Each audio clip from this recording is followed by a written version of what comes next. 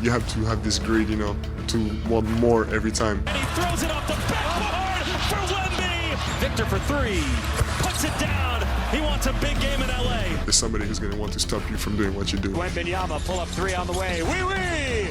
A 40 spot for Victor Wembenyama. You got to be greedy. What a night in the NBA last night. It feels like we are a full-on NBA season now. Hi, everyone. Welcome to First Take. I am Shea Cornett. Mad Dog Chris Russo is with us. Good morning to Stephen A. And Chide Agumake is back here with us on First Take. They're waking up early from Los Angeles. Good morning, everybody. It's not early when you keep your body on East Coast time. That's called discipline, Shay. You know about it. Sinead knows about it. I don't know about Doggy. Have you seen him when he's been out west this time in the morning? Oh, my Lord, it's a horrible sight to see. But that's a different subject for another day. He's happy. He's Make smiling. it easy, Steve. Make it easy. Take it easy. He's happy. He's smiling. He just had a delicious muffin. Let's go to the NBA. Last night, the Spurs beat the Lakers on the heels of Victor Wembanyama, who dropped 40 points, 37 of those in the first half alone when the Spurs were up by 29 points. The Lakers have dropped 2 in a row, but they were extremely shorthanded, not having LeBron, Luka, and others. The Spurs have now won 5 straight. Here is Victor Wembanyama and still trying to get back in during the blowout last night. I was also pushing to go back, but they did the right choice by keeping me on the bench. We got to think long term. But yeah, this kind of games you got to have, the greed. Every game you have to have this greed, to want more every time, because at all times it doesn't matter who's on the court. There's somebody who's going to want to stop you from doing what you do out there. So you got to be greedy. Got to be greedy. How much more greedy could we get? He only played 26 minutes, and he still ended the night with 40 points. His second career game with 40 points in 30 minutes or less. Wemby is just the 7th player with those kind of numbers in multiple games since the minutes were first tracked in the 1951-52 season. And so as we take a step back and really look at who Wembanyama is becoming in the NBA, what do you think, Sinead? Do you think he is the most dominant player right now in the association? First of all, it is so good to be back here on First Take. You know it's hoop season when I pull up. And Stephen A., I'm actually, you gave me a beautiful introduction. I'm mad. You're out here in LA, in my city, and you didn't even text me? I didn't know. I had to find out on this platform that you are. I was going to surprise the NBA Today crew and just show up. I was just going to do that. At my discretion. Okay. So you never know with me. We won't tell anybody. We won't tell anybody. You can still surprise us. Still pull up. I love you. It's all good. It's all good. To answer your question, Shay, yes. Victor Wembanyama is absolutely right now the most dominant player in the NBA. And this is no knock on SGA, what he's been able to do. Nikola Jokic ever since he's been back. Luka Doncic, his phenomenal numbers. When we talk about dominant, I love that word and that distinction. In the NBA, we think of maybe the last 5 years, guys like Giannis Antetokounmpo, couple decades past, Shaquille O'Neal. Dominance means what you do on both ends of the floor. And it's not just what you do, it's how you do it. We have this group chat, and speaking of NBA today, we have this group chat. In the last 2 days, the group chat has been crazy, especially coming off of the Detroit-Charlotte game. I was like, y'all see what's happening? And then again, this one coming from spectacular action, this performance, I hit the group chat and I said, you guys, are you seeing what Wemby is doing? 17 points or so in the first 4 minutes, 25 in the first 8. It's interesting because most players, when you see LeBron and Luka not suiting up, people would take their foot off the glass. If you saw when the ball was tipped and he scored his first basket, he had those hungry eyes. San Antonio Spurs, this was their 53rd game of the season. It did not matter. He approaches every second that he's playing like it's a sacrament. And I do believe he has that ultimate fear factor. So is he probably the best player? No, he's going to be that soon. But is he right now the most dominant player? I believe so. Well, first off, tell Shaq, Steve, that Malone's still better. 3 MVPs to 1 when you drop in there. You're unbelievable. You're unbelievable. You're nuts. Tell Shaq. Tell Shaq that.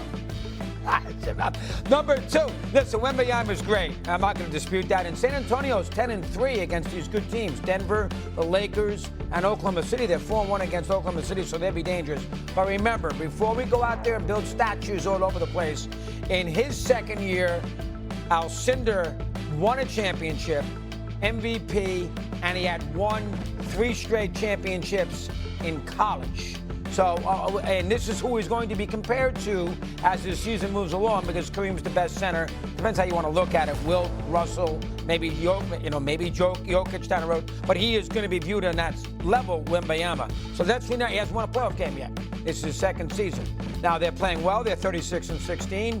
He got to stay healthy. He seems to have done it all, but he has not won a playoff game, and it's a young team with a young coach. So I'm not quite ready to put them on this incredible level that the Spurs are the team to beat in the Western Conference. That's what I would say. Listen. You're just a curmudgeon. For those who don't understand that word, look it up. Just an individual that just finds excuses to complain. You're ridiculous. The question was, is he the most dominant NBA player? Now. Nobody brought up the 60s and the early 70s with Lou Alcindor, who became Kareem Abdul-Jabbar. Nobody asked about that. We didn't sit up there and say, how do you compare him to the all-time great 7-footers? That was not the question. The question is, today, with Jokic in the league, with Embiid in the league, with so many other players in the league, where does this guy rank in terms of his level of dominance? And at 7'5", shooting 51% from the field, 37% from three-point range at 7'5". The dude is a bona fide three-point shooter.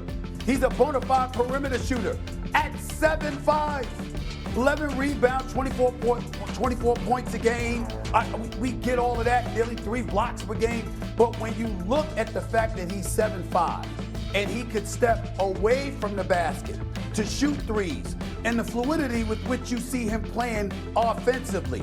And then you recall looking at the reigning defending NBA champions like Jalen Williams being asked about, why do you guys have so much trouble with the San Antonio Spurs? He says, there's this dude that they have over there that's like 7'5".